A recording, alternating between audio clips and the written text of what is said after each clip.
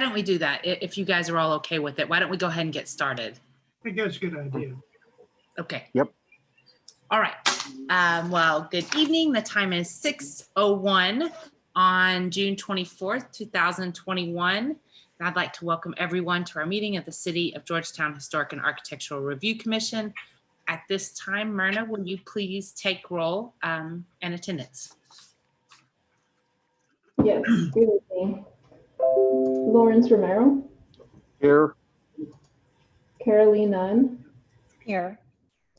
Michael Walton. Faustine Curry. Here. Steve Johnston. Here, Terry Hyde. Catherine Morales. Here. All right, so we have 5 members right now with, we're missing Terry Hyde and Michael Walton. Very good. Thank you so much, Myrna. Okay, well, welcome to our regularly scheduled meeting. Commission members are appointed by the mayor and city council. The commission is responsible for hearing and taking final action on the applications for certificate of appropriateness based upon the city council adopted downtown and old town design guidelines and the Unified Development Code.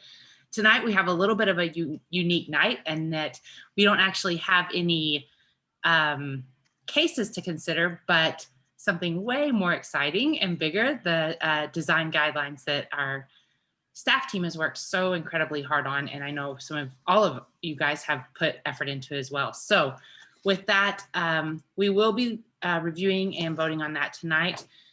Once we've heard from staff, I will open the meeting for a public hearing, and it doesn't look like anyone is here from the public, but if they decided to speak on an agenda item, we will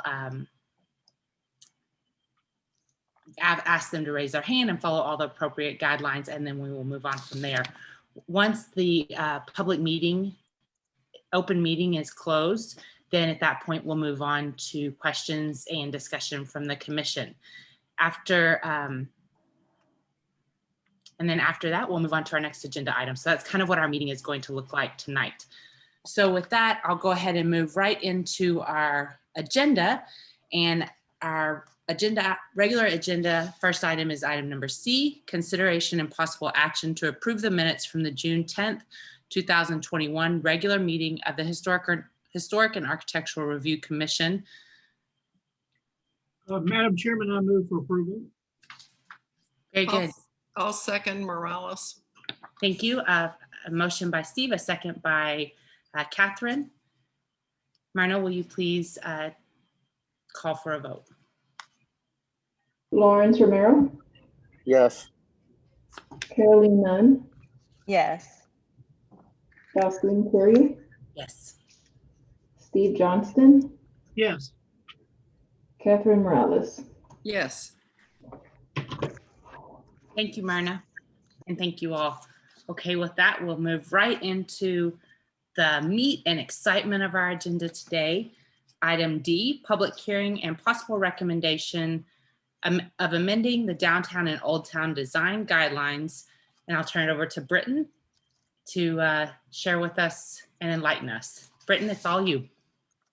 So much, Chair. Good evening, Commissioners. Britton Bostick, the Downtown and Historic Planner, and I'm really excited to bring us to what looks to be the conclusion of our lengthy project to update our historic district design guidelines. And so what I'm going to do, because this is a public hearing this evening, I want to make sure we recap the full project and make sure I cover kind of the aspects of how we got to where we are today. I'll go back over what the kind of the big picture, what the proposed changes are. We do have a recap of the City Council workshop from earlier this week, so we'll share that with y'all. And then we have a few amendments that staff is proposing for Harc's consideration. So I'll cover those very briefly in this presentation, and then we have a document to share on the screen so that you can see what those amendments are as we talk through them. And so if you have any questions, happy to answer those, but I'm going to try to go through the presentation kind of all at once and then give us the opportunity to hold the public hearing and then have discussion. And so here's the big change. We're amending the downtown and old town design guidelines. these are the special requirements for projects in our historic overlay districts. Traditionally, those have been the downtown and Old Town overlay districts, but we very recently added the Johnson House local historic landmark. And so that's the city's very first historic landmark. It is a type of historic overlay zoning district. And so for this property, if y'all will remember from a few months ago, it's an 1868 era Swedish stone farmhouse. And so normally, if you're outside of the two main historic districts, we don't look at changes to those. Those don't come through the certificate of appropriateness process, just demolitions. But now that would be included. So one of the things we're looking to do is adjust the name of the design guidelines to be more inclusive of these local historic landmarks as historic overlay districts. This all got started when we got council direction in 2019, and the council directed staff to look at updating a few aspects of our design guidelines. So that was commercial infill, residential infill, that was a new review requirement. Believe it or not, Harc did not always review new residential structures in the historic districts.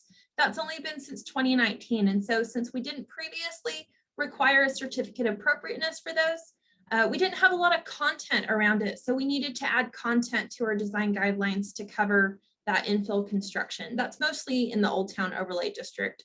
They also wanted us to have a look at demolition and relocation, the use of in-kind or materials similar to historic materials, and then also signs. And so as we went through the project beginning last fall, we wanted to do a lot of public engagement, get feedback from our community on what it looked like to preserve Georgetown's historic character. We know that that's something our community really has a lot of value for. So we had focus groups, we talked about it in online presentations, we talked about it in meetings with y'all, meetings with Main Street, also with the council. We held a virtual open house and had a survey, talked about it in the State of the City address, and then also we've had a project website and been publishing social media posts. And so when we got feedback from our stakeholders, one of the things that we heard most prominently, and I think is important to highlight here, is that the users really felt that the design guidelines were difficult to navigate.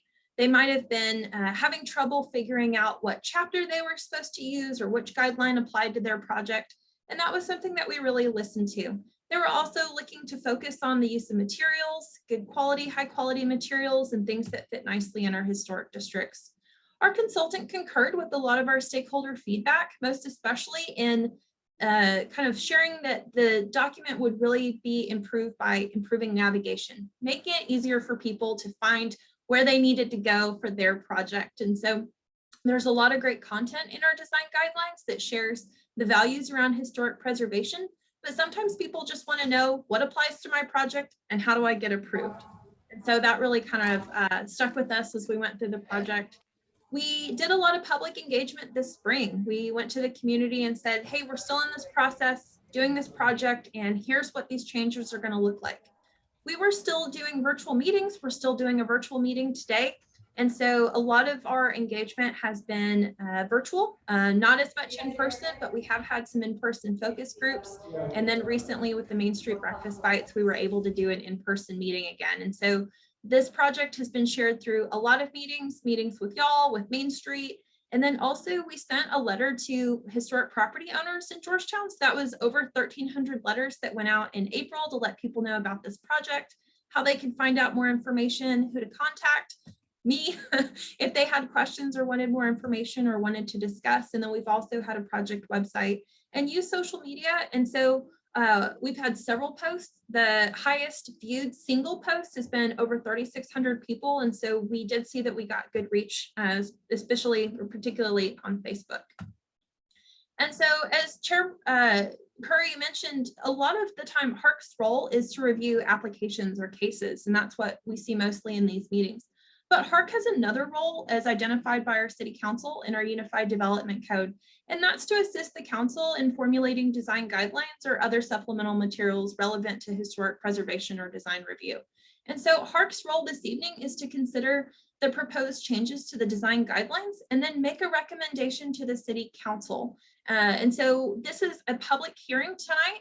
We didn't post signs because this doesn't apply to one particular property. And so anytime we have a general change, we publish notification in the local newspaper, which is the Williamson County Sun, And that notification for this meeting was published in the June 6, 2021 issue. The meetings for City Council, or the public hearing for City Council, will also be published in the Sun coming up this Sunday. And so a lot of times you see me report on signs posted or letters mailed. In this case, it's just notification in the newspaper.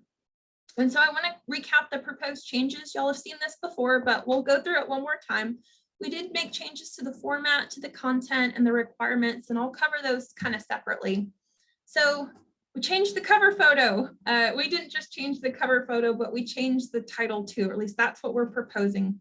Again, because we're expanding our coverage. It used to be we only did certificates of appropriateness in the downtown and old town overlays, but we now have a local historic landmark, and we could be getting more in the future that this would apply to. The biggest change in the document overall is that we went from 14 chapters down to 5. And the purpose of that was to help make navigation more simple. So rather than trying to figure out which guidelines might apply to your project, we're doing it based on location or project type. So if your project is in the downtown, you go to one of those chapters. If it's in Old Town, you go to that chapter. If you're doing a demolition or a sign, you would go to those chapters, hopefully just to help our most frequent users be able to navigate the document more successfully and without so much grief as was described to us. We did remove a lot of the duplicate guidelines that you could see across multiple chapters, or maybe a couple of duplicated guidelines in the same chapter, and tried to slim that down in the hopes that that would be really helpful for using the document. So that resulted in some changing to the numberings. So where y'all will see that mostly is in the staff reports. You're used to seeing an assessment or analysis of how the design guidelines apply to an application. And so we have a specific numbering system now based on chapters. We're still going to use that. You'll just see a different numbering system. And then in terms of how they're organized, we're really going from big picture down to fine detail. And so the chapters start with guidelines for the public realm and site design and building design, and then kind of get into details. We do kind of have it divided between guidelines for how to protect and preserve, retain historic materials and historic fabric, and then changing to what do you do if you're doing brand new construction, a new building, or doing a new addition.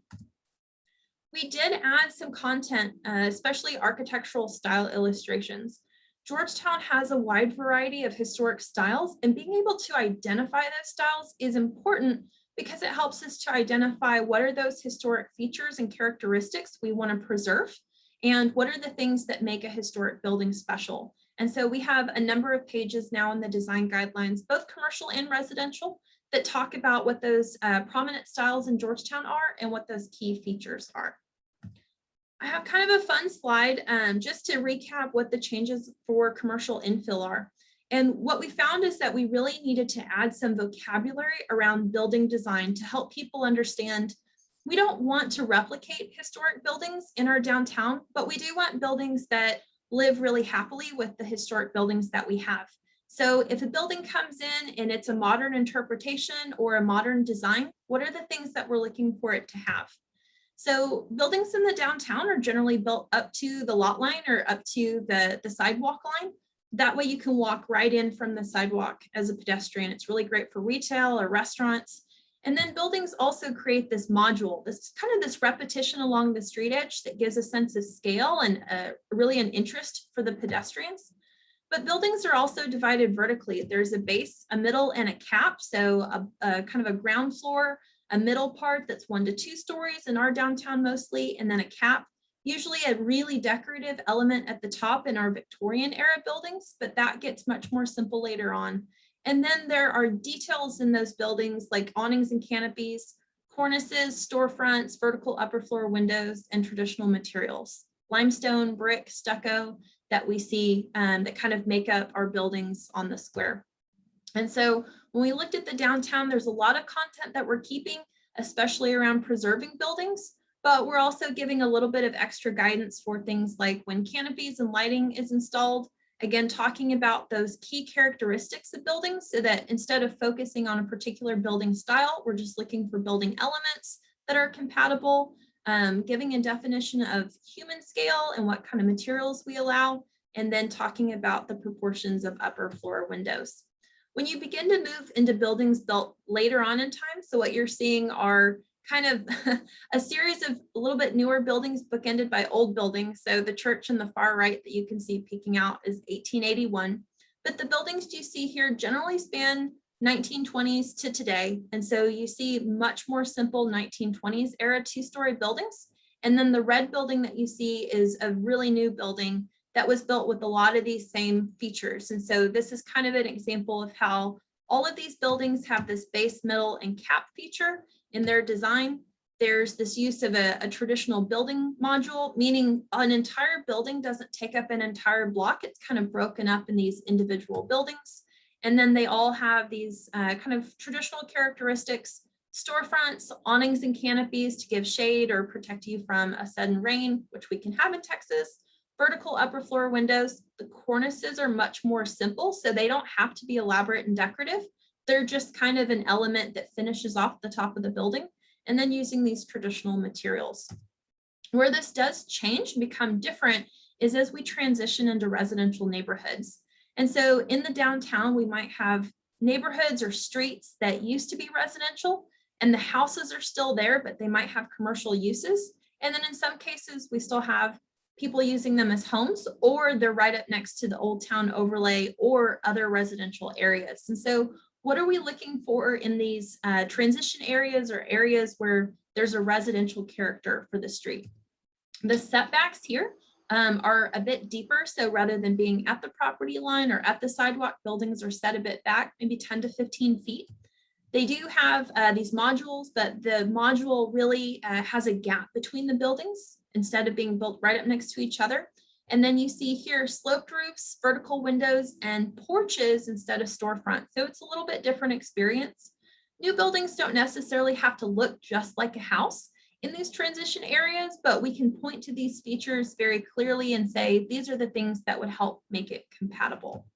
And so in downtown area 2, that area that kind of transitions from our courthouse square out to the residential areas around it, we're really looking to identify some streets have this urban commercial character, more dense, buildings right up to the property line, closer together.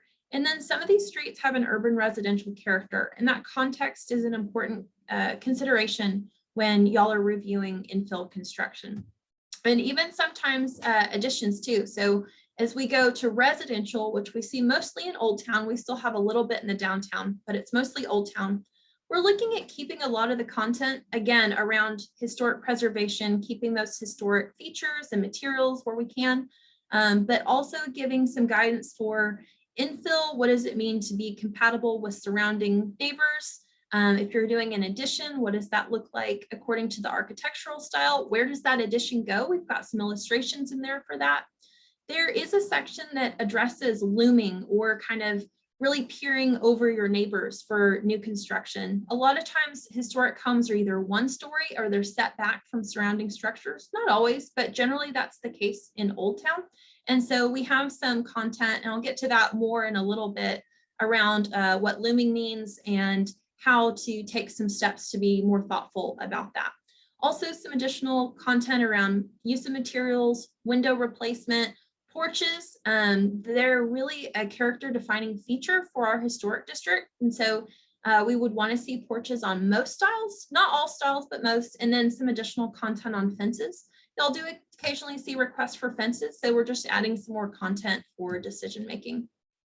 For demolition and relocation, we didn't change the requirements because demolition and relocation are covered pretty adequately in our Unified Development Code. So the update to the design guidelines is not changing the code. What it does do, however, is clarify situations in which Harc is considering, is the applicant providing sufficient information for either loss of significance or an economic hardship? If an applicant wanted to claim economic hardship, what kind of documentation would we be looking for to support that claim? And then also when salvage of materials is requested by Harc, or when Harc is looking for an archive document of a property to be created, what's the expectation around that? And what would y'all be looking for? So this is to kind of give guidance for that when those are good tools to be used, and then what our applicants can expect if those are being requested or required. When we get to signs, there's a lot of content that we are keeping, particularly the requirements or limitations on size according to how wide the building facade is. So right now we allow 1 square foot of signage for each 1 foot of building width. That's not changing, but we do clarify. It has been in the guidelines, but not particularly clear, I think, that one primary sign is allowed per business per building. So we're making that more clear. And then also limiting the total number of signs per business to 3. We discussed new illumination styles and how those are used and how those can be approved, what the expectation is. And then also giving more content for signs for upper floor businesses, because we do see that quite a bit around the square. So where do their signs go if we've got first floor tenants that also have signs? I think it's important to note here that just because a sign doesn't meet the design guidelines exactly, it doesn't mean that it can't be approved. It just means that staff is not able to approve it. So the guidelines really give good direction to staff, because for the most part, staff approves signs in the downtown and Old Town overlay districts.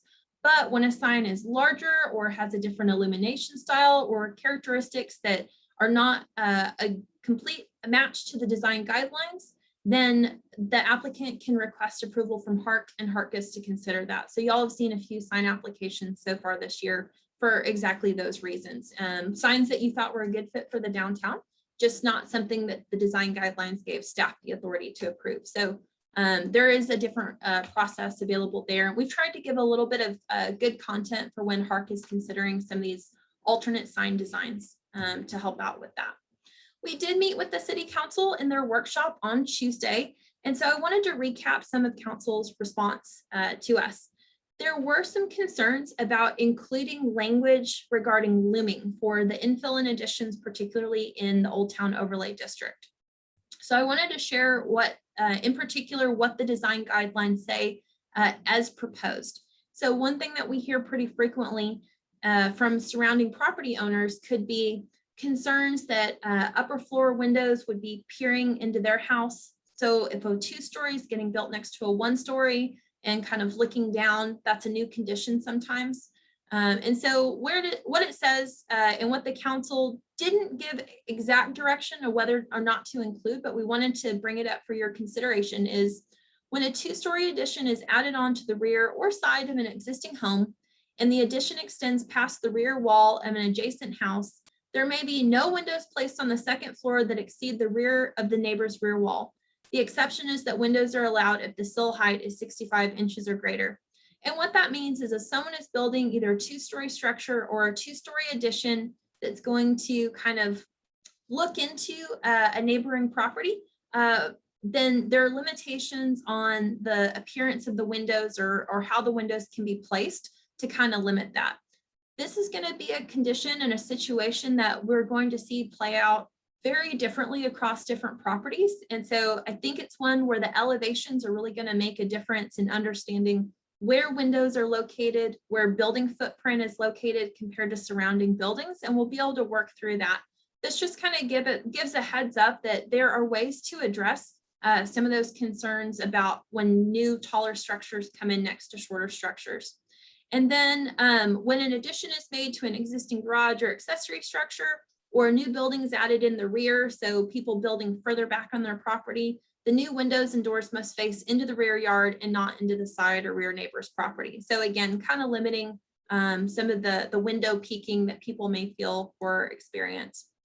So what we're, again, the council didn't necessarily have clear direction on whether or not to include that, just something to highlight for the commissioners in case they'd like to take it up when we have our discussion portion. There was a question about whether or not we're limiting the length of breezeway connections for additions. And so an earlier draft of the document, we had discussed limiting the length of breezeways to 15 feet unless site features like trees could be protected. The limit was not included in this draft. I thought that I was, but I went back to check and make sure, and that language has not been included. So staff actually has that as a recommended amendment for y'all to consider during your discussion. And I've got more detail on that following this presentation. And then there was also some concern about preserving the fabric of the community, including commercial uses and the relationship to the design guidelines. So there's kind of 2 pieces to that. There's preserving fabric of the community kind of in the built form, the buildings that we see. And then there's preserving the fabric of the community and how things are used. So commercial encroachment, we see that sometimes residential structures are converted to commercial uses. Where are those commercial uses allowed? The design guidelines don't get at uses. They don't get at how properties are used. That's in our zoning code. And that's something that we would probably tackle more in the city's comprehensive plan or maybe in the downtown master plan. But the way that we have our design guidelines set up to talk about the building form, the way that our historic districts appear is about half of that equation. So some of those questions or concerns about how do we preserve the fabric of the community, I think are answered through these design guidelines. And so, as I mentioned, we did do public notification through the newspaper this time, since putting a sign in everybody's yard wasn't a feasible solution. And also, we did not officially, but we did send letters out to our historic property owners earlier this year to let them know about the process. So you have your public hearing and recommendation on the schedule tonight, June 24th. And then we're expecting to have this on the schedule for the city council to have a public hearing and first reading of the ordinance. So our unified development code and even our design guidelines are amended through ordinance adoption. So it's an additional bit of paperwork that goes with it. We have to read the caption out loud according to our city charter, and we have to do that twice. So we'll do a public hearing and first reading on July 13th, and then the second reading on July 27th. Those are the two meetings that council has the opportunity to debate and discuss, also to take public input. And then if they have any changes for staff on the 13th, we would be bringing those back to the council for their consideration on the 27th. And so staff is going to have 4 recommended amendments for y'all to consider tonight. These are amendments that you are not required to adopt or recommend, but these are things that staff found that we wanted to highlight for your attention. I do have a separate document that Nat's going to share later on in this item. And so we'll show you exactly what that text looks like, and we'll go through all of the amendments one by one. But to recap, we missed the colors for the overlay districts in this iteration. And so chapter 11 of our current design guidelines talks about color in the historic districts. Y'all don't see that very much because change of paint color for commercial structures is something that the Unified Development Code says that staff is able to approve. And people come in usually with really good color palettes. And so that's something that is usually a pretty simple process once we share that information about what's the expectation for color. It was supposed to be in this version, but it didn't make it in since it is something that we use the design guidelines to review. We wanted to add it into the chapter for signs at the end of the chapter, just to kind of make that easy and to catch those things in their own chapter. Sometimes people only request a change of paint color for commercial structures, so that would be an easy way to navigate to those requirements. We were also proposing to go ahead and add in that 15-foot length limit for breezeways in the Old Town. So our code limits the size of accessory structures detached from the main structure for residential properties. And a lot of times if a property owner wants a little bit bigger detached addition than the code allows, they've taken the opportunity, and it's kind of a local convention, to construct this breezeway to attach.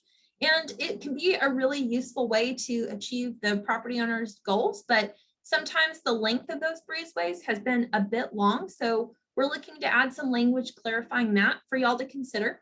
And then one of the things that we noticed is when council directed us to look at the use of in-kind materials, the intent behind that was to give some flexibility to our property owners when they have to replace mainly siding and windows, but siding is an area of the design guidelines that we think a little bit of addition could help achieve that goal. So there's a portion that talks about when siding is deteriorated to the point that it needs to be replaced with the exact same material. And we wanted to be able to offer some flexibility for fiber cement siding, as long as it closely resembles the original siding and kind of keeps that appearance. And then also there's a part of the design guidelines that talks about whether or not plastic is allowed. We are going to propose a change to allow plastic for illuminated signs because technically it's needed. It's very hard to get an illuminated sign without the use of plastic or acrylic. So we just wanted to add that clarifying language to make that more clear and to remove what might appear to be an inconsistency in the design guidelines. And so as you make a motion, commissioners, this is very similar to when we hear cases. you would make a motion to approve as proposed or kind of as amended, to disapprove as proposed. If you don't think the design guidelines are good or there, staff would ask that you probably discuss that with us first so that we can understand why. You do have the option to approve with any, all, or none of the amendments that staff is going to cover. You also have the opportunity to present your own amendments if you see something needed to be changed. And then the opportunity to postpone if you don't have enough information tonight or have not had enough time to consider your vote. You do have the opportunity to postpone to the next meeting, and we'll cover that too. And so, Madam Chair, that concludes my presentation. As I said, we do have an additional document to share very specifically the amendments that staff is proposing. This is a public hearing, and so we want to make sure we hold that. And I am happy to either go through those amendments now or wait until after the public hearing. Great. Thank you so much, Britton. That was very informative. We really appreciate all your work on this. If it's all right with everyone, I'm going to go ahead and move into the public hearing so we can hear comments and thoughts before we move into our discussion. It doesn't look like to me that anyone is here for a public hearing, but just to check with staff, has anyone requested to speak, or are there any comments or anyone hidden anywhere that might want to have a comment about this? Madam Chair, I do not see anybody in the chat space. We do not have anything in the question and answer space. And Myrna has confirmed that no one that has reached out to her to sign up to speak this evening. So I am not seeing anyone sign up to speak this evening. Britton, are you seeing anyone? No, sir.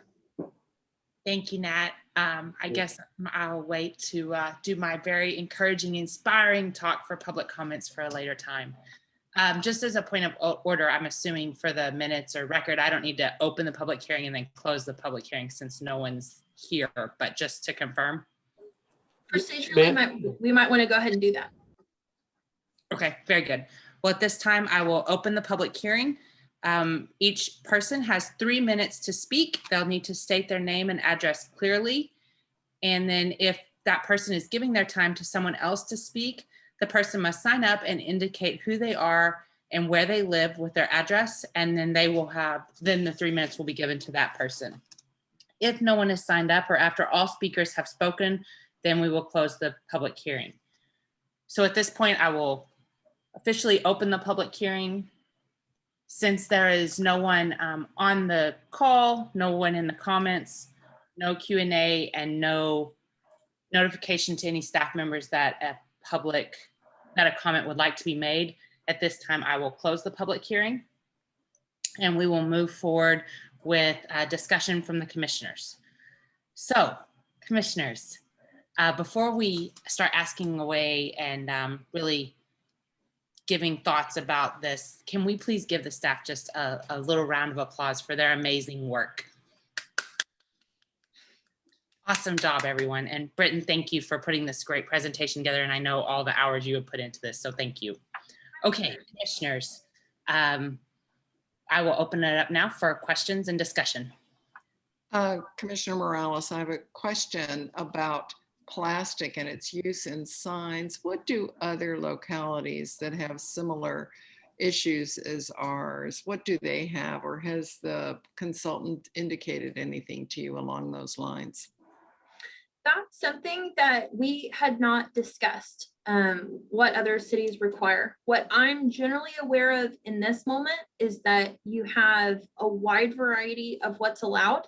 And so our consultant, Ann McGlone, lives in San Antonio, has a lot of experience in San Antonio, and she's related that the Riverwalk district allows signs that are 2 square feet in size. Period, the end. So that's one of the most restrictive limits on signs that I think I've seen. Some historic districts, so if you think more like a Williamsburg or something that is really curating a kind of very pristine collection of historic structures, or rehabilitated or restored historic structures, might have more strict requirements than we do. Would it be okay with Madam Chair, with the commissioners, if we went ahead and transitioned to There's a memo document that staff have prepared to be able to demonstrate what that looks like. And if y'all don't mind, I think it would be helpful for us to bring that up. That'll be great. Thank you, Britton. All right, so I've stopped sharing and Nat has been working with me on this. So he's going to pull the document up. This is something that we can edit live. So this is not necessarily a fixed document that can't be touched. This is something that staff has prepared to assist the commissioners in their debate and discussion. If y'all would find a need to adopt any or all of the amendments or propose your own, it's something that we would capture in this memo to share with the city council. So we would share the document and say, here is the amended document that you're considering. And as part of what the commissioners on Harc are proposing to you is this document plus whatever may be here. And so now if you'll scroll down, I think to the second page. So we have this portion on sign materials, and what has happened kind of throughout our history of downtown is there's been some language in the design guidelines. And I think what kind of started out very early on, kind of the 2001 era of design guidelines, the early iteration, we didn't have a lot of illuminated signs at that time. And the illuminated signs that we had did not have a technology that allowed a very refined sign appearance. It was something that you might more closely associate with strip malls, or that you might think of as a fully illuminated panel sign kind of up on a pole, more like something you would see in a chain restaurant on a highway. The goal at that time was to not have that type of sign in the downtown because it was incompatible with the character of downtown, to have kind of franchise signs or other signs that you might see in automobile related developments rather than this walkable downtown. As we progress through sign illumination technology, there are a lot more refined sign designs. So some that I want to kind of highlight for you. There's a sign that was installed for 6 Whiskey that Harc approved. It was called a push-through illumination. That used acrylic to get the illumination effect. So acrylic being a type of plastic, when that's transparent or translucent, it can allow a glow.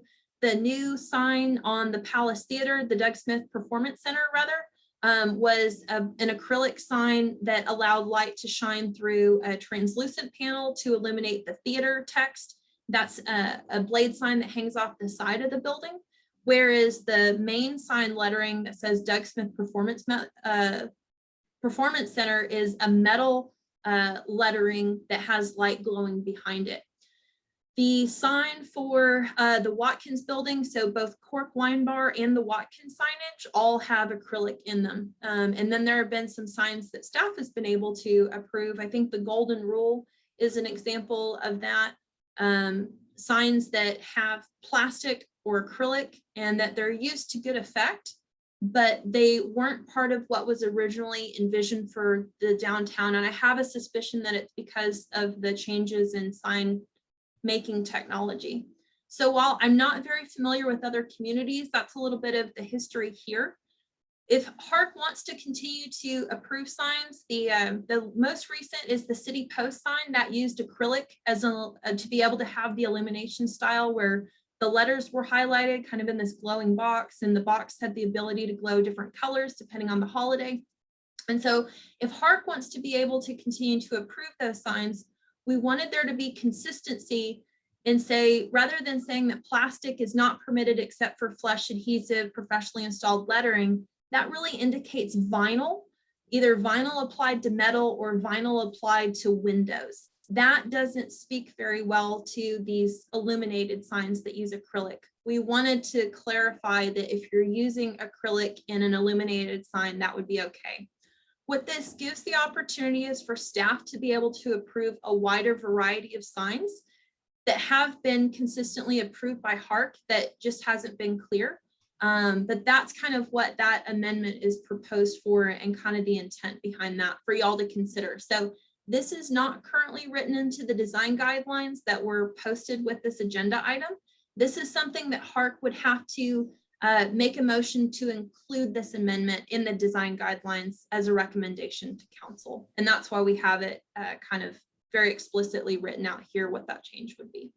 I know that was a long explanation, but hopefully that was helpful. Britton, thanks. That was very helpful. Is the entirety of Amendment 4, are we seeing that on our screen now, or is there something on the next page? That should be all of it. I think the document was just 2 pages. So there's 4 amendments that staff is proposing, and then that's the last one of those. So it's pretty short. The only language that we're looking to add is plastic is not permitted except for flush adhesive professionally installed lettering or when used for illuminated signs. So what we wouldn't want to see is a plastic sign that wasn't very well constructed and was kind of you know, something that wasn't in character with the district or with the signs that have already been approved. But this would give some options for staff to be able to approve some of the signs that right now we bring to Harc because we need to, and y'all have consistently thought that they were a good fit for the downtown. Thanks, Britton. Yes, ma'am. Hey, Brenton, while that document is pulled up, if there's anything else that you think would be valuable for additional information that you think that we should note, would you like to share that? That's pretty much everything I have to say on signs. For the rest of it, I think what we have, the content that we have in the document is pretty consistent with some minor updates. I think the council's goal was really to give staff more latitude to approve signs so that our business owners could go more quickly through the process. It doesn't mean that staff can approve every sign. So if we have signs that are larger than the guidelines allow, or signs that are just not a typical type of sign that we would see, or if it's just something that is kind of out of character with the overlay district, you'll still be seeing those signs. But for signs that are a size that's the correct proportion with the building facade, that uses illumination that's within the guidelines, and this doesn't mean that all signs have to be internally illuminated. This still gives business owners the opportunity to have the light shining down onto the face of the sign. But we have a lot of business owners that want those new sign styles. You'll see that occasionally in your applications. You'll be seeing it again next month. And so we want people to be able to go through the process successfully when they have great designs. And this is just relieving a little bit of the process for some of our applicants who are doing great signs. We just needed to update our language a little bit. Okay, good. Thank you. Okay, what other questions do we have? Oh, Michael, sure. Hello, welcome. I'm sorry I missed when you got on earlier. No problem. I was late. So back to the amendment for what we're just talking about. We're going to keep talking about clarity, and it's probably showing up elsewhere in the entire set of guidelines. But when I see that change, or when used for illuminated signs, to me, that's not clear. Okay. And really, I think you just demonstrated it, at least for me, when you said that internal versus external illumination. And I think that matters. And when I read this, when I hear your explanation, I feel like you're talking about internally illuminated signs versus, a slab of plastic that has a light shining on it. Right. So that's a good point. This is just one of a few dozen design guidelines for signs. And so we do have illumination covered, external illumination where a light would shine onto the sign. That's covered separately, and it's pretty consistent with the way our design guidelines have been. So sometimes our business owners want to do a metal or a painted wood sign that has it might have vinyl on the face of it. That professionally installed flush adhesive lettering is really a vinyl lettering applied to the face of a metal or wood sign. So sometimes they want to do that and the light shines onto the sign. And then sometimes we see people want the light to be inside the sign and glow out. So we have all of that covered. The only thing that staff saw that we didn't address was when we have applicants who want to have internally illuminated in the contrast with that in plastic. We actually, with this, so if somebody said, I want to do this like big bright colored plastic sign and I'm going to have, you know, light bulbs shining onto it, that would probably be something that y'all would still see because we're really looking for metal and wood signs when they have the light bulbs shining onto them, and just looking for the plastic to be used as a way for the illumination to be part of the sign design. So there's still some situations that the application would need to go to y'all for approval because it might still be out of character with the district, or it might use materials in a way that's not perfectly clear in the design guidelines for staff to be able to approve. I have a Yes, question, I think you just said what I was saying, I think. Okay. You know, I have a question. for whatever it's worth, though, adding internally, I think solves my dilemma on this piece. Thank you, Michael. Someone has a question. Lawrence, is that you? Yeah, this is me, Lawrence. Very good. How would this affect the say the animal hospital that y'all did earlier this year? Great question.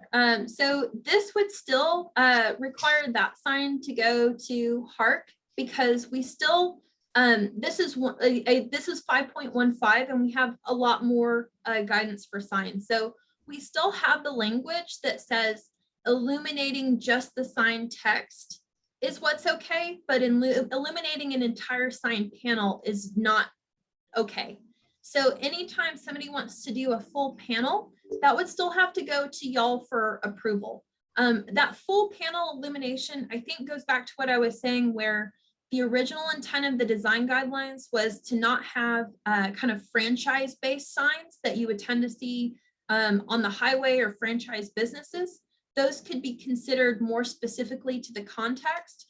And so that's still something that staff would really not be able to approve, and still something that would have to go through y'all and to have a public hearing. Okay, thank you. Yes, sir. Appreciate that.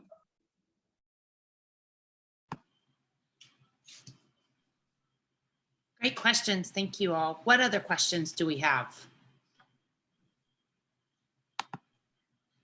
We have 3 other amendments that I'm happy to walk the commissioners through if y'all are ready for that.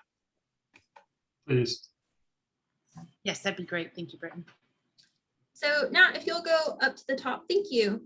So amendment 1 that we're proposing, I mentioned this in the presentation, but we have it all laid out here. So we, in the current design guidelines, have chapter 11, design guidelines for color in the overlay districts. So this is the part that y'all really don't see very often because it usually is just staff level review. But we had 9 design guidelines for paint colors, and it talks about how paint should be applied to historic buildings and even to new buildings. And so basically using muted color for the primary color of a building. So an entire building would not probably be red or bright yellow in most cases. Doesn't mean it couldn't be, but just in most cases, you're seeing neutral colors for the main color of a building.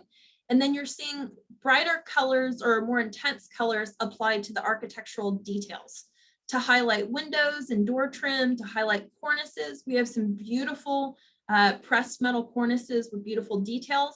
Those are best illuminated by differing paint colors to draw out the designs for you to be able to see better.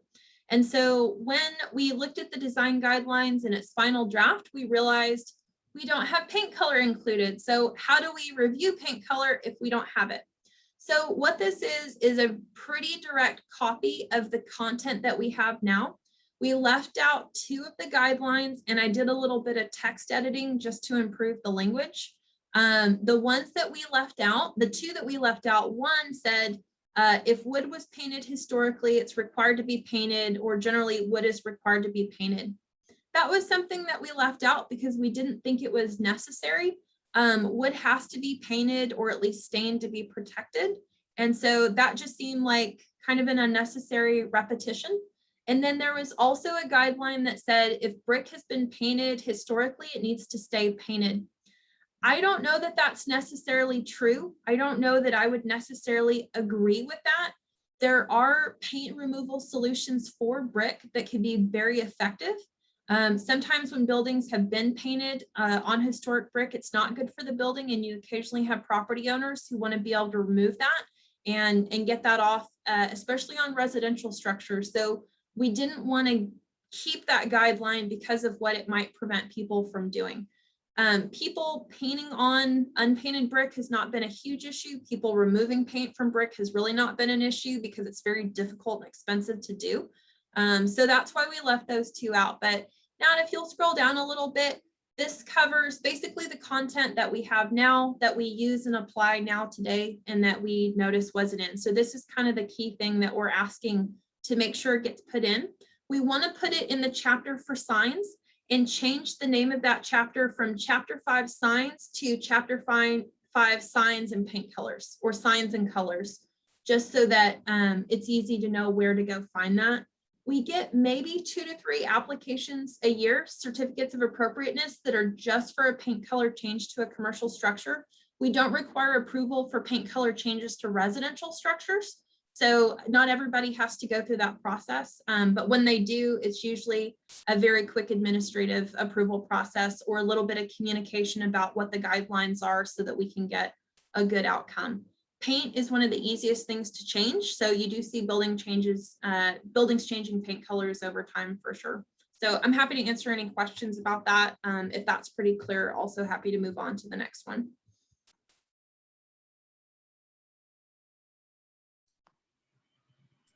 Clear to me. Any questions for that amendment from the commissioners? No, it sounds good to me. All other things are stable. Very good. Thank you. All right, Britton, we're ready for the next one. Great. So amendment number 2, one of the things that we've talked about, and one of the applications, kind of the questions that have arisen in the application process for the commissioners is, our UDC limits the size of accessory structures, so structures that are not attached. So if you have a house without a garage, you have room for garage, and you want to build that 2-car garage, it's limited to 25% of the size of your house. If you have a 1,000 square foot house, you can only have up to 250 square feet. Unless you do a 2-car garage, you can have up to 600 square feet. Sometimes people want to do a garage with living space above, and every single time just about that goes over the size limit. So the solution has been to connect that structure to the main structure with the breezeway. Y'all have seen that the breezeways have gotten a bit lengthy at times, and sometimes that's been needed to work around trees on site or to work with existing driveways, etc. And so one of the things that we heard is that maybe a solution that would limit the length would be helpful, at least as a go-by. There are situations that are going to vary what the appropriate length is for a breezeway connection, but this is something that we heard needed to be considered for being addressed. This is something that the council brought up on Tuesday, and something that I had thought was in this version, but it is not, because it's not written down. Staff wanted to go ahead and provide that. This is language that we're proposing for your consideration. Again, these are amendments that staff is proposing. These are kind of cleanup items that we see would be really helpful. You're not required to recommend approval of these. So right now we're recommending where an addition is proposed to be connected to the main structure via a breezeway, which is kind of our local convention. The breezeway must be of compatible character and materials to the main structure, and is limited in length to 15 feet unless site conditions such as tree locations are determined to require an increased length. And if remember, Harc, some certificates of appropriateness are able to be approved by staff. So this doesn't just give direction for y'all, it gives direction for staff. And so by providing a limit, this is really a starting point. Things in the site design or site context would be important. Surrounding neighborhood context would also be important. So I wouldn't suggest that this would be an absolute hard 15 feet, rather than very clear guidance for what staff would be able to approve, and then a starting point for consideration by Harc.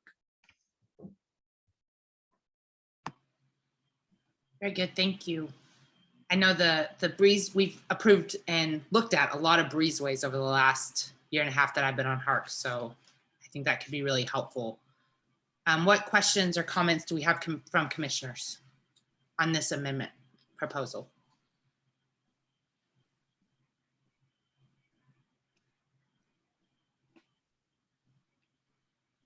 All right. Well, I think that we will. It's Brittany, good. I was reading it again. It's good. Oh, okay. Very good. All right. Thank you, Brittany. Are you ready to move on to the next one? Ready when y'all are. Thank you. So I'm sorry, just because I want to be a pain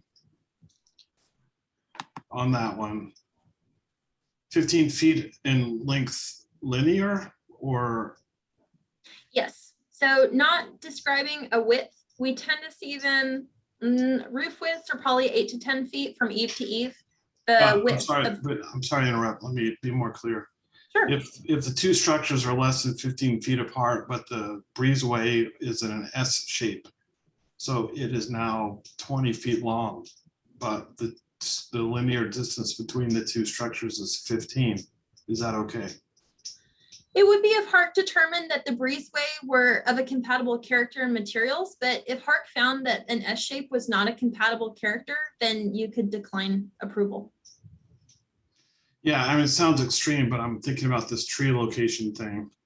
You know, I guess you could make it diagonal, which would still be linear, but diagonal to avoid a tree. You could. And so what we've seen in the last year and a half has been a situation where the breezeway was about 32 feet long, and there were trees kind of where the footprint of the addition would go. If it were closer to the house, would have required the removal of a tree and the encroachment on the root system of a large tree. So the breezeway was not as impactful because of how it connected the two structures. But the tree locations were something the property owner was trying to work around successfully to retain the tree. So in that instance, they were approved for a longer breezeway because of site conditions. And so that's always a consideration. Generally, what we see is just a straight connecting piece that's, I've seen them about 12 feet in length. 32 is definitely the longest. We recently had one that was probably in the 20-foot range. And so you know, deciding how long is too long is something that's definitely up to y'all. And that's why we had the language about compatible character and materials.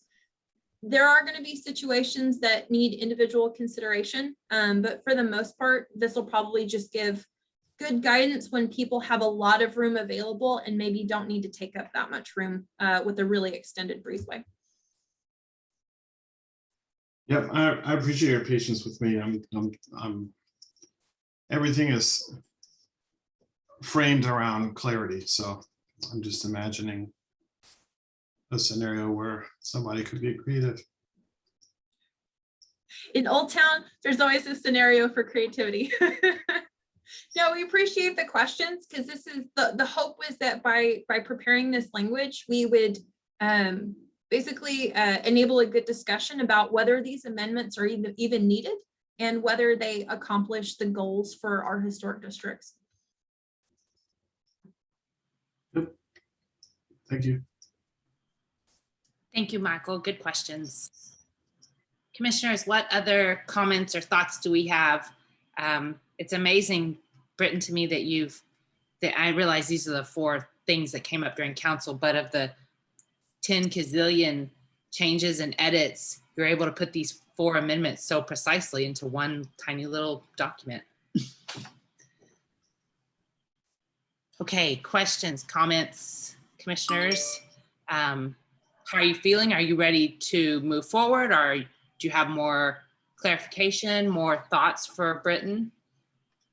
I'm good. Okay. Other commissioners, are you guys feeling okay? How are you feeling on this? Morales, I'm fine with it. Okay, very good. Any more questions from Steve or Carolee? No. Okay. Steve, no questions. Going great, as always. Yes, agree. Thank y'all. Okay, with that, then I would like to move forward and request a motion and a second from the commissioners on the proposed design guidelines. Don't we have to talk about the siding? Did we miss that? We do have one for siding. Oh, I thought we went over siding. I'm sorry. Sorry about that, Catherine. Carolee. No.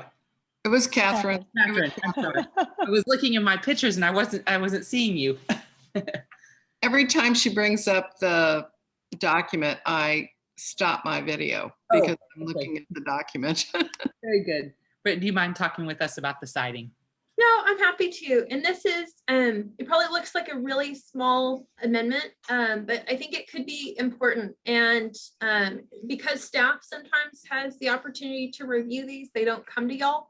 Sometimes y'all have the opportunity to review. We're kind of looking at both of us in terms of who uses this in the review process. So if you go to page 162 of the document, section 3.2.f.3.c, that's pretty funny and long, talks about the replacement of historic siding when that becomes necessary. So now if you'll scroll down a little bit, I think it's, yeah, so here we have right now the section in the design guideline document that is coming forward reads, once the covering, I should back up.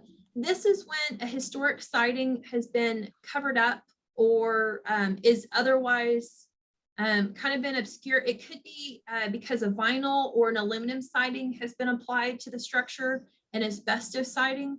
What we find is that if the original siding is not kept in good maintenance, meaning it's been painted regularly, repairs have been made, damaged or rotted pieces have been replaced.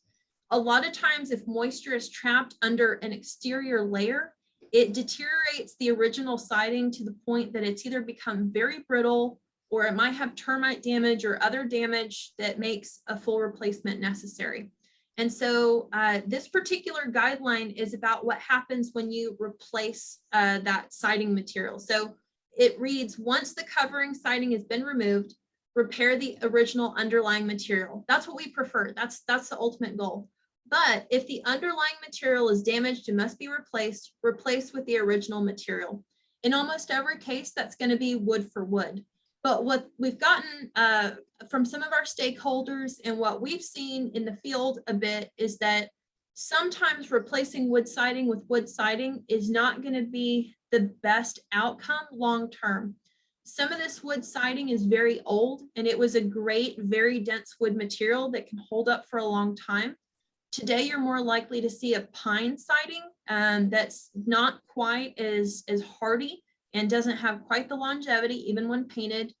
People do still have the option to use a wood siding. You can even go back to getting a cypress siding or something like a red cedar or something that's very expensive.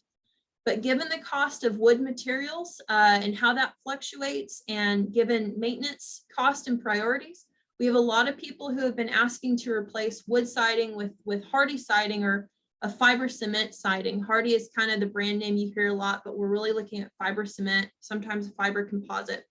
So what staff is proposing, and we think this is in line with council's goals and council direction, is rather than having this very specifically limiting applicants to using original material, i.e. a wood for wood replacement that could be very costly, especially if you get in a situation where you're trying to do a good restoration or preservation project, but costs are getting really high or you're kind of looking at the long-term goals.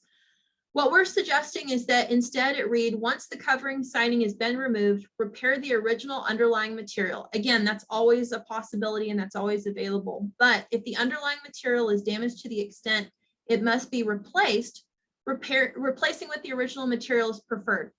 Fiber cement siding and trim may be used as replacement siding when the primary wood siding material has been damaged or has deteriorated to the point that repair or partial replacement are not feasible. The fiber cement siding and or trim should match the original siding in profile, dimension, and texture as closely as possible. So what we are looking for is if you have a lapped siding, so the edge over edge over edge boards, you wouldn't go back with the board and batten siding. That would be a different kind of proposal. We'd say, if you're going to put siding back, if you need to do a full replacement, just make it look as close to the original as you can. And they're coming out with some products that do a really close match. If you are a very experienced preservation professional, you do this every day, you're probably going to be able to tell. Quite honestly, a lot of people would still see historic character and they would have a hard time making the distinction because it all gets painted. And so that's kind of a viewpoint on that. That's a perspective on that. And that's kind of why we thought it was important to capture this for your consideration One, we kind of covered it a little bit with council and what their expectation was on Tuesday. And two, we kind of got a sense that our direction was to give that flexibility both from a cost standpoint and in a maintenance standpoint. And we wanted to make sure that that was part of what y'all are considering. So it's a very, very specific highlight, but one that we wanted to capture as part of this process.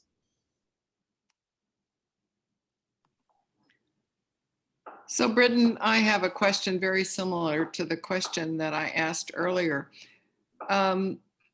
What have other historic districts done? Because this was a huge debate, I remember last year, in terms of, like for like replacement and always preferring original material. This seems to open the door to almost anybody from a cost perspective is going to prefer to use fiber cement or something else rather than an original material, or am I understanding this incorrectly?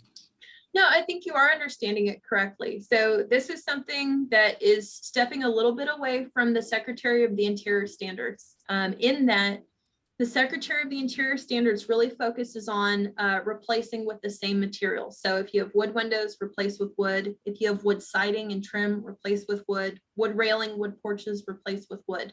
They're very focused on materials. The reason that I kind of hesitate to be fully on board with that is because the materials that we're getting today are not quite like for like. The quality of the wood is not the same as the historic wood.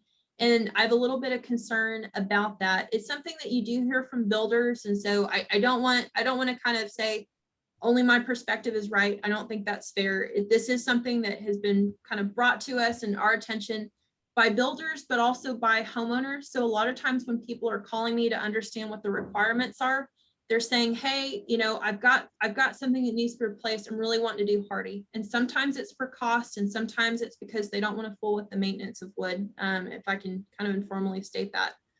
So a lot of historic district design guidelines, even today, are still really looking at, if you've got wood, you need to replace it with wood.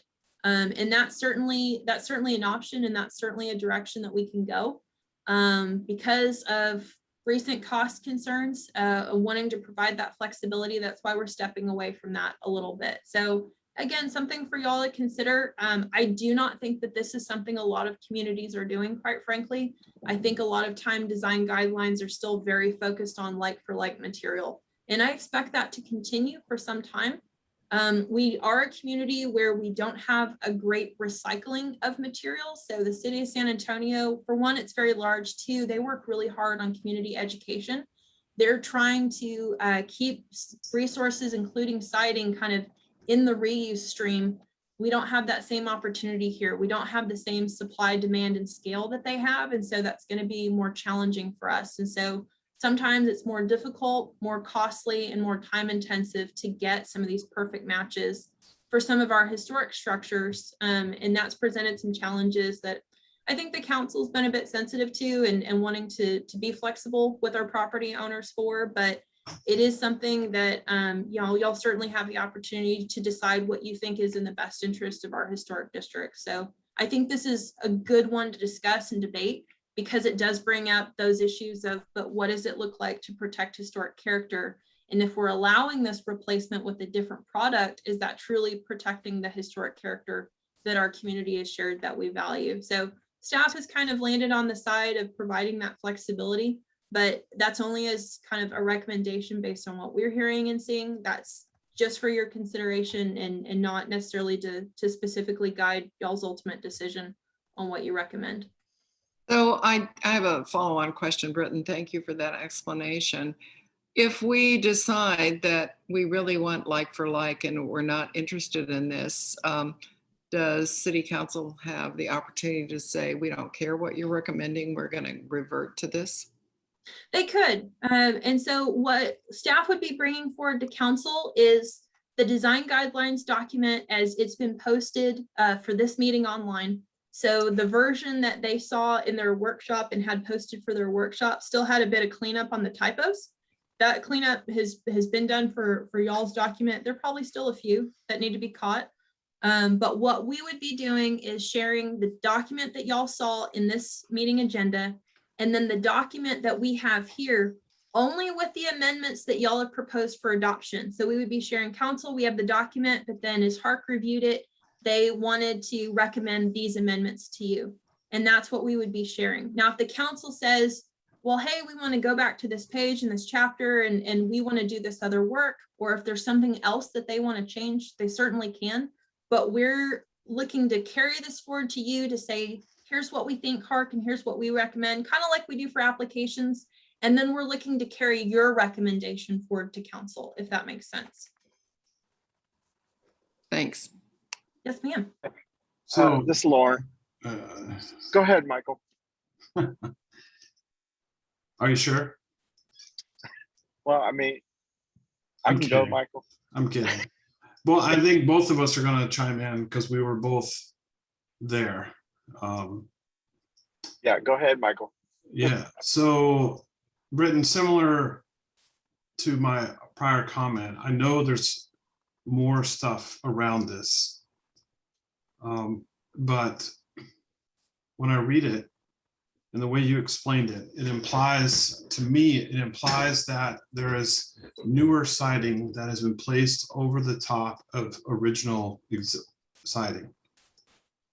Yes. Or it's replaced it, not necessarily Well- placed on top of it, right? Well, that's exactly my point. So I wasn't at council when this came up, so I can only guess where it came from. But 3-ish years ago, there was a very specific item that came to Harc that was denied and was appealed to council. And it was specifically because of, Carolee, what you just said. It wasn't that the siding, there was new siding put on top of old siding. It was the existing original siding had deteriorated to a point that it needed to be replaced. And they wanted to use Hardy clearly because of cost. And they were denied. And it was the spark that lit a fire, to a lot of discussion and controversy. So on this, the way I read it and listening to the discussion and the questions that have been raised, and particularly what Carolee just said, it needs to be written clearly that, or something else added that covers both scenarios. So one, and actually I'm thinking of a third scenario even. So one is, the way I'm reading this, you have original material that has been covered by new material. The second scenario is you have original material that is deteriorated and needs to be repaired or replaced. The third would be an addition that needs to be covered and it needs to match the rest of the house. And they want to use Hardy versus what's on the house and that's in fine condition, which is the original material. And they're distinctly different scenarios. And that's why I'm saying, like, I think they all need to be covered because the way this is written now is way too ambiguous. And I think the intent by whoever suggested this in council, and let's call it the council as a whole, right, was to cover the scenario that occurred about 3 years ago. And I don't think the way this is written covers that.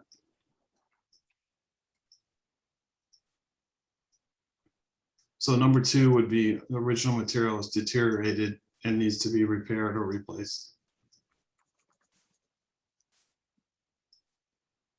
Well, you wouldn't repair it with it, you would just replace it.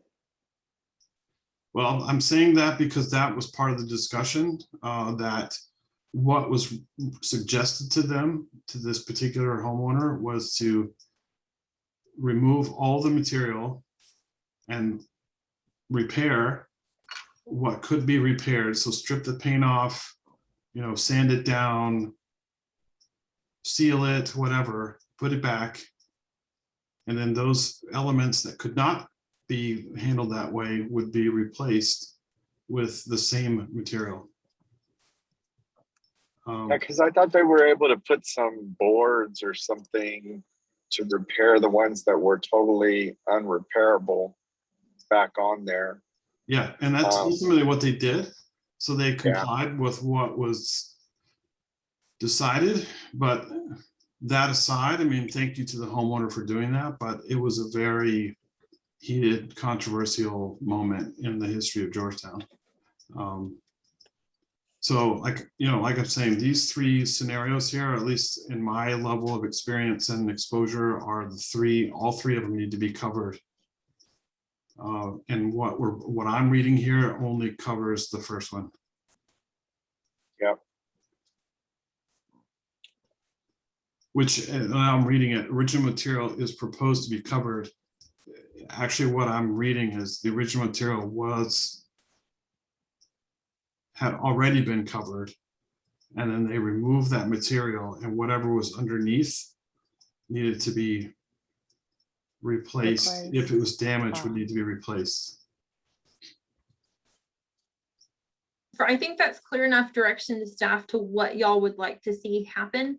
This is a pretty specific part of the design guidelines. And so I think what we would be looking to do is go back through and double check to see, is that already covered in another section of the guidelines? So for example, there is a section that's on additions, materials and additions, what you can use for windows. And I think siding's in there. So I think that that's covered.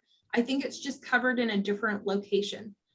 We do have scenarios exactly like you talked about, where people are either taking off new siding or they're doing these additions, or sometimes what happens is people acquire a property that's in a deteriorated state and they're looking at making repairs and they're looking at rehabbing the structure. And that could be all kinds of things that they're having to hopefully repair, but sometimes replace. And we see quite a variety. So we're seeing instances where people are repairing the wood siding or putting wood back, and that's what they want to do, no problem. And then we're seeing very different requests where people are saying, hey, I just want to get rid of the wood and put a fiber cement siding on. Yeah. We do still prohibit vinyl and aluminum siding in the historic district. So that was in the current design guidelines. That hasn't changed. So no vinyl siding and no aluminum siding. We didn't change that part. What we definitely are seeing the most and almost exclusively is people either want to put wood siding back, which usually doesn't require a certificate of appropriateness because it's just repair, or they want to do a replacement with fiber cement. So depending on how the commission would like to vote, depending on what the commission's preference is, staff can either look back at that and make sure, I think we understand the intent, certainly. We can look back and see how that amendment might need to be changed to reflect those three scenarios accurately, given what's already written in the guidelines. Again, kind of making sure we follow what y'all's direction is. Yeah, so just a couple of points of clarity on what was written here. So number one in this list, the original material was covered by new material, and they want to remove the new material and expose the original. And whatever they find, some of it's fine, some of it's not. So for the areas that are not, what can they use? That's one. Two is the same as one, but it wasn't covered. It's just the original material is there, and there's some wood rot, termite damage, physical damage from tools, just age, whatever. And they want to fix those things. What can they use? And the third scenario is correct, the way you have it written here. And written, in this particular scenario where I'm very confident this is where this came from, it was about number two. It was wood rot because of a lack of gutters. So they didn't have gutters on certain parts of the home, and over the years, the water damage had caused wood rot, and they wanted to just rip everything off and replace it all with hardy. And that was rejected. And they appealed it to council, and it was a very, controversial topic for a while, and it caused, a lot of issue. And I don't think that is covered in the black text above. I think the black text above, the way I read it, is only for the first scenario. That's correct. Could I ask a clarifying question? Is it important to the commissioners that this be treated the same on any historic structure? Or is this something where would there be a distinction between high, medium, and low priority structures, for example? So is there an instance in which, you know, there's more flexibility for one priority type than the other? Just trying to understand more clearly what the goal is. So my perspective, I wouldn't distinguish high, medium, low. I would distinguish residential, commercial.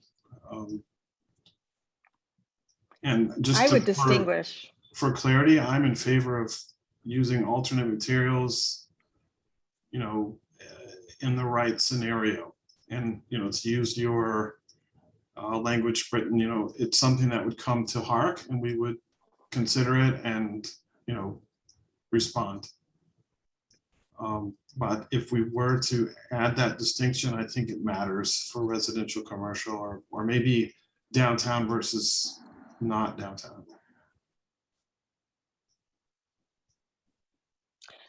I think if you're going to do that, you have to go by high, medium, and low versus area.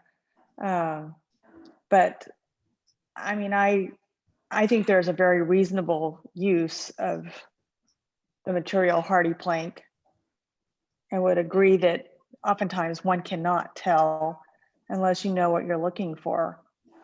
And it's a far more durable material. And to your point, I mean, you can't go out and buy good wood siding anymore. It's all a bunch of crap. I mean, even red cedar is sometimes hard to get. That's really good. And of course, it's much more expensive. So, you know, if someone's trying to clean up their house, I'd hate to saddle them with, well, it has to be this, or it just really limits what people can do to bring their house up to the standards that you'd like them to have. Yeah, I agree with you. I think I said it. I'm in favor of using hardy, and for all the reasons you just said. And just for more clarity for those who weren't there, you know, I think one of the issues that was debated is that there were areas, and I think Lawrence mentioned this, right? There were areas of the home that clearly needed to be repaired and could not, or replaced. They could not be repaired. They were not salvageable. And there was nothing in the guidelines or in the UDC that allowed, or, you know, mentioned or allowed them to replace those specific areas with hardy while preserving or retaining the rest of it as the original wood, because it was preservable. And even the homeowner acknowledged that. Their biggest thing was what Carolee is saying now, in that doing it that way was more expensive than just tearing it all off and replacing it all with hardy, which again, they did not do. So they, you know, they took the path that was allowed, but it's just the way it happened and the discussion that surrounded it was really the biggest issue. And I think it was all about the lack of clarity and flexibility to allow someone to use hardy in, you know, certain situations like these three scenarios. Like if I were to come and say my home is, the front of my home is completely original wood, but the lowest two levels of it are rotted, I want to replace them with hardy, it's the same dimension, I'm going to paint it the same color, and I would have been denied. And that was where the issue was.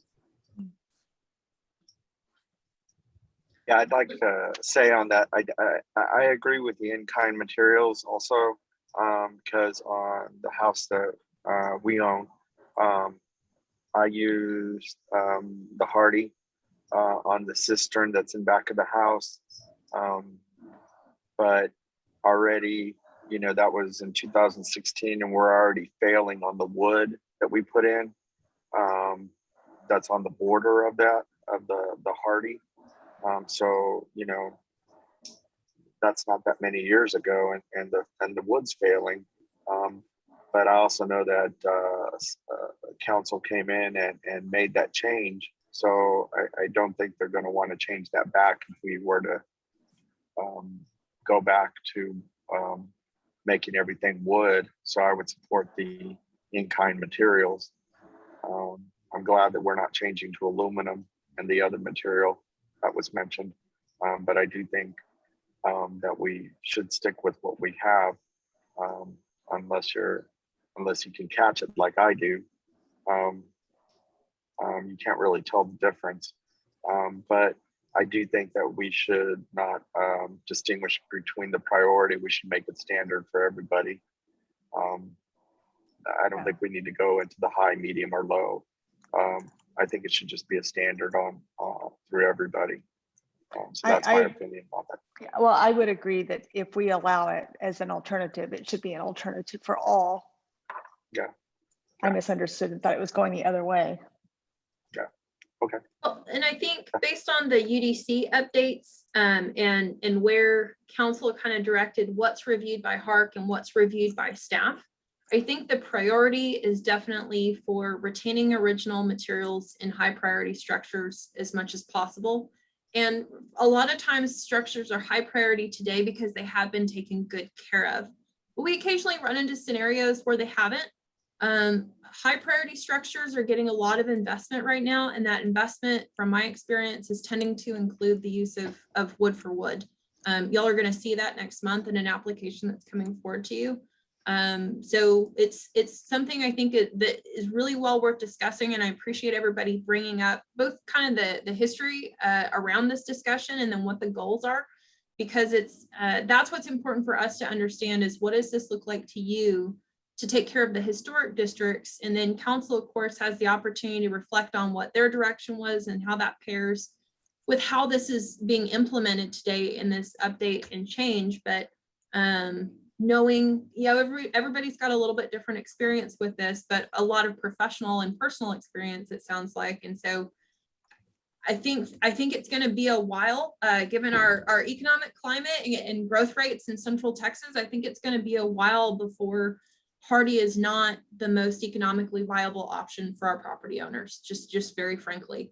And so I think we're really balancing here preservation goals with wanting to make sure structures can come with us, even if we're going to have to make some adjustments to that. And balancing those is essentially part of what y'all are tasked with, and what the council is kind of, I think, considering more broadly in Georgetown in terms of cost of housing, but something that becomes gets a lot closer look here in our historic district. So depending on what the commissioners would like to do, like I said, I think staff has the information that we need on what y'all would like to see. It's just a matter of how y'all as a group and as a voting body would like to move forward, whether or not to include this, and what kind of direction, if this direction that Nat's capturing is what y'all are generally in agreement on that you'd like to see in his amendment, we can certainly do that. And then, but if we need to keep discussing this, or if we need to answer questions, please let us know what y'all need from us to be able to do that. Brittany, if I may just ask the question of Michael about the distinguished residential versus commercial, could you clarify that, or Britton, are you understanding what Commissioner Walton is suggesting by the distinguishment? Yes, so we do have, so there is commercial in Old Town. There's not a whole lot of it. What this particular guideline is really getting at is a scenario that we don't really see a whole lot on commercial properties. Unless they're in the downtown and they're residential. And in that case, this is actually already covered, I think, pretty effectively in terms of substitute materials allowed. This is something that's very particularly written for Old Town because it's a condition that we see almost exclusively in Old Town. So in terms of distinguishing residential and commercial, I think we do have commercial covered because of the way that we talk about what kind of replacement materials. what kind of replacement materials are okay in area 1, it's different than what's okay in area 2. In area 1, we say that things like fiber cement siding, EIFS instead of stucco, artificial stone and brick are not going to be vinyl, are not going to be what we consider successful or appropriate replacement materials, because we have so much historic fabric intact and so much historic character.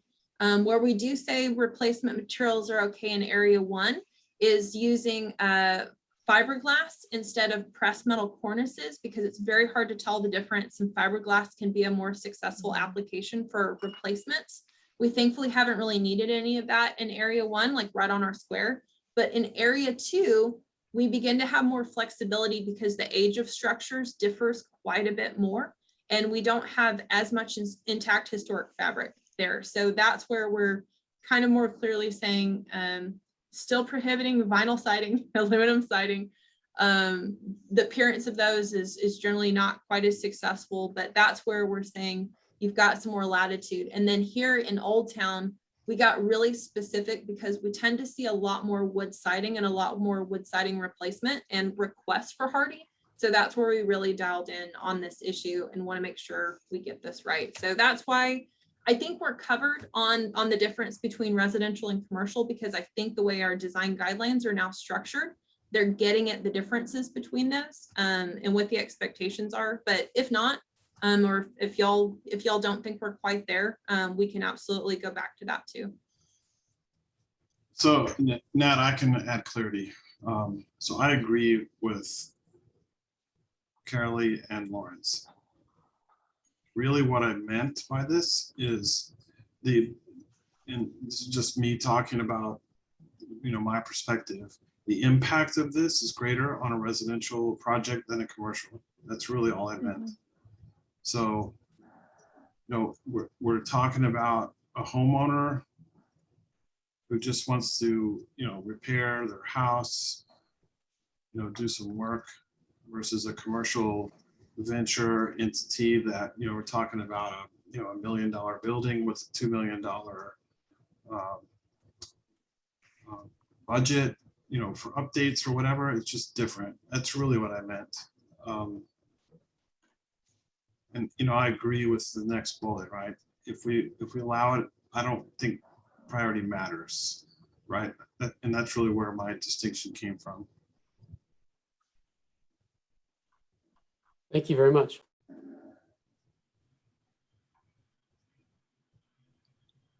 And Britton, I agree with you. I mean, residential commercial is well covered in the guidelines, and I think it is covered. But again, I'm thinking about clarity here. So that's where my thoughts are. The other thing, I want to answer your question about putting this forward or not.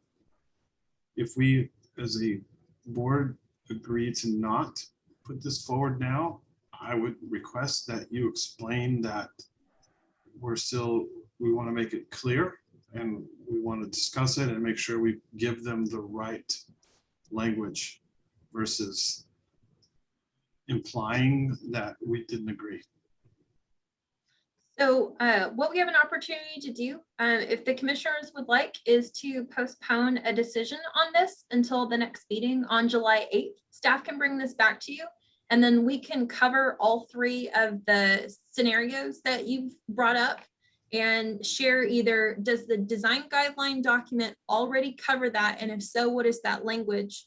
And if it's not covered, then here's the language that we would propose for your consideration. So essentially, kind of pause the other 3 amendments, work on this amendment further, and then bring that back to y'all in your next meeting.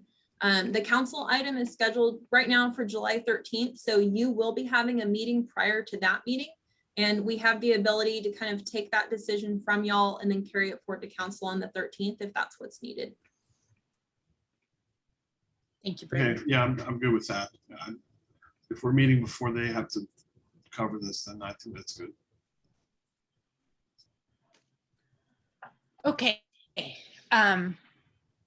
Thank you all for good discussion and good, lots of good discussion. I guess from what I'm hearing from you all is that we maybe need a bit more time for staff to revise and then come back to us at our next meeting. If that's the case, then I'll need a motion and a second to postpone to our next meeting so staff can do that. If that's not the case and I'm misunderstanding, then please bring a motion forward that is more appropriate to what you all are feeling. Well, could we adopt everything except that one? I mean, I'm ready to adopt everything, but can we adopt, if it would please the group, if we could adopt everything except that one amendment? I will not be here next time, so I would like to get my voice heard is part of it. I actually had the same question. Like, instead of pausing all four, can we adopt three and just pause the one?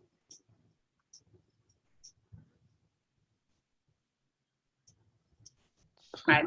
Staff, could you mind clarifying for us? I don't know the answer to that. So you would still, it would essentially be an incomplete item. Like we would still have to bring this back for your consideration in the next meeting, even if you did agree kind of partially. And so even if y'all all agreed tonight and kind of like, you know, the meeting is recorded and we have meeting minutes, so we can kind of note that there was concurrence, but as far as like a final vote on the recommendation, I think we would still need to come back to the next meeting for that. And so I think right now we're down to what is the level of comfort that you, the commissioners, have with providing that direction to staff and kind of what that outcome on amendment is. So we either need to kind of complete that vote today, or we need to bring it back for a vote in the future, because if we postpone the item, it's essentially not voting yet. So a partial vote is not really something that we have a procedure for, if you will, which is not as convenient, I think, as we'd like it to be. But since we don't have a partial vote procedure, we probably would need to either do it today or wait until the next meeting. Britton, if we were to vote and approve all of it today, you have all the information in that red that Nat was typing that you feel you can make the appropriate suggestions, clarity from what we're talking about? I do. I think I'm very clear on what the commissioners would like to do moving forward. So a couple of options for y'all, depending on how long everybody wants to meet tonight. We can take a couple of minutes. We can pull the design guidelines up on the screen, like the PDF document that was attached to this.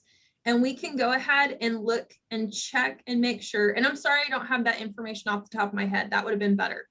But since I don't have it off the top of my head, we can go ahead and check and see if the language already exists that y'all are looking for. And if that's the language that is good and covers it. If we don't have that language, what does that look like? And so we know generally where we're looking. I think we can quickly get to the part of the PDF that we're looking for. It just depends on if the commissioners want to take a few more minutes to consider that and look at that, or if y'all are kind of ready to move on with the meeting. It's totally up to y'all. If y'all want staff to look this up real quick, we can do that right now. Does everyone have a few minutes that we could just go ahead and take care of that, commissioners? Is there additional business? I thought this was it for this meeting. This is it. And then our last thing is updates, which is just to remind everybody we're back in person next month. But if you do need to meet virtually, please contact us so we can make sure we get you taken care of for a virtual participation. Frankly, Madam Chairman, I'd like to move ahead. Okay. Move ahead with a vote, or move ahead and give Britton just a few seconds to find the language? Well, if she can do it in a few seconds, that's okay, but I don't have a half an hour to put all that together. Okay, well, why don't we just pause the meeting just for about 4 or 5 minutes, 3, 4, 5 minutes, and give Britton a bit to look. And if she can find it, awesome. If she cannot, then we can determine what to do then. So I'm already there on part of it. Awesome. Thankfully, I've got 2 big screens that I can make use of. And just for clarification, as we do that, it's to clarify that scenario 3, as Mr. Walton has presented, is already covered. And then it's to ensure that we can work on scenario 2 because it's not in the above text as was presented tonight in black. Is that? So there's 2 things that we'll do in order to gain confidence that we've captured your intent tonight, which is confirm whether or not scenario 3 is covered and whether or not, and what the language for 2 is within the proposed text. Hey, Nat, while you're, will you scroll up to 2 just so we Yes, can look ma'am. one more time? Let me see. Make sure I'm sharing. You're seeing the Word document with red? Yes, with the red Okay. on. So I believe Britton's working on this one right now, this number 3. In addition, in the scenario that in residential, when an addition is proposed, and the main structure is that historic material, to confirm that the additions materials allow for that flexibility. Thank you. Yeah, we definitely need that. I think number 1 is covered in the black text above it. So really the open one. Yep. So I've got the part for 2. So on page 161, there is section E.2. And E.2 says match the original material in composition, scale, and finish when replacing it on a primary surface. And then there are 4 kind of subpoints to that. The first, A, so this would be E.2.A, says, if the original material is wood clapboard, for example, then the replacement material should be wood as well. It should match the original in size, the amount of exposed lap, and finish. And then it talks through replace only the amount required. And then it says, do not use synthetic materials such as aluminum, vinyl siding, or panelized brick as replacements for primary building materials on a historic structure. And then it goes into foundation skirting and what would be acceptable there, including fiber cement products would be acceptable for foundation skirting or underpinning replacement.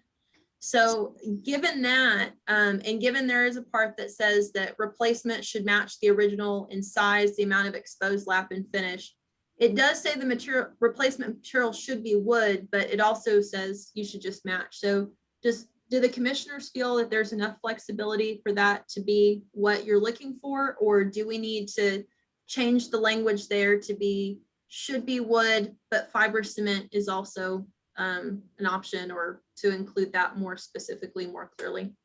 And that's there in E.2.A, just under where the cursor is. Yeah. Can you scroll up just slightly?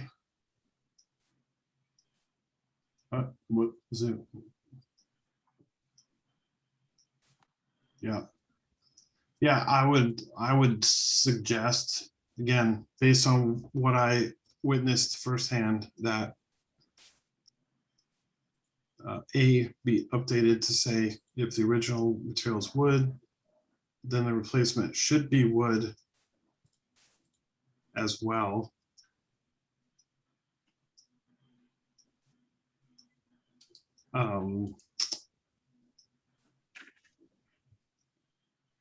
Or we prefer that it's wood. I don't know, wordsmithing is hard. But you already asked, so I'm agreeing with you, like maybe clarify that it could be hardy. Well, and I think all we're looking for is, do the commissioners want to include very specifically fiber cement siding? So the replacement material should be wood or fiber cement siding. It should match the original in size, the amount of exposed lap, and finish. So it would be a small insertion of fiber cement siding on page 161 for E.2.A. I will say yes, because of the clarity principle. And you specifically exclude vinyl and aluminum and the others beneath it. You've already got that there. Okay. And so Nat, if you will go to page 199, it's the answer to the third piece, I think. And so G.7 says exterior materials of additions. And so it says the selection of exterior materials should be compatible with the primary building, and compatible is pretty flexible here. But then we get more in depth, use the same siding and roof materials as used on the original structure if possible. Materials should be the same color, size, and proportion and used in the same manner as the original house, but not necessarily used in the same overall proportions. This allows the addition to be recognized as an addition. And then finally, the architectural features of existing buildings should be protected when additions are proposed. Does that provide the language that the commissioners are looking for to cover materials on additions specifically for siding? Because that's really what that's getting at. Yep, I think that's beautiful.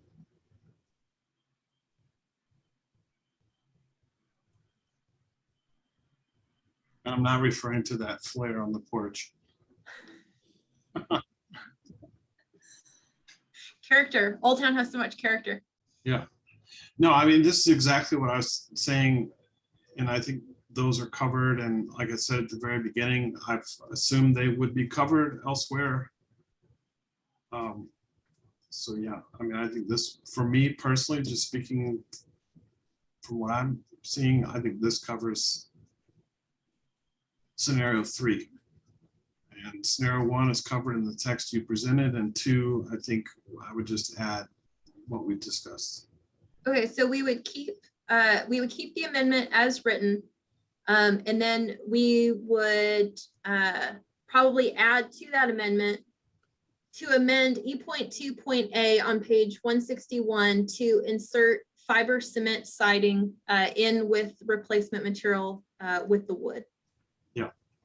Okay, that's very clear for us, and that's obviously something that we with the number of commissioners we have, we're looking for consensus on making those changes.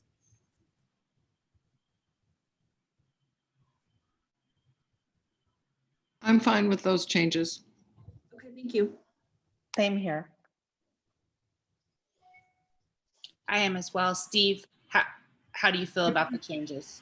Sounds good. Very good. And Michael, are you feeling much better? Yeah. Just want to make sure they're all covered, and they are. So yes. Very good. I'm glad we double checked. That's always good. So I think it looks like we've got consensus on adopting all 4 of the amendments. If there is anything else the commissioners are concerned about or want to see, staff is happy to do that. But if y'all are satisfied with what we have, staff have what we need to complete this memo. And again, this will be posted with the council documents. And so this will be posted for the public to read, for anybody to read before the council reviews it in their meeting on the 13th. Very good. Thank you, Britton. Any other questions or comments about any of the 4 amendments or concerns before we move forward?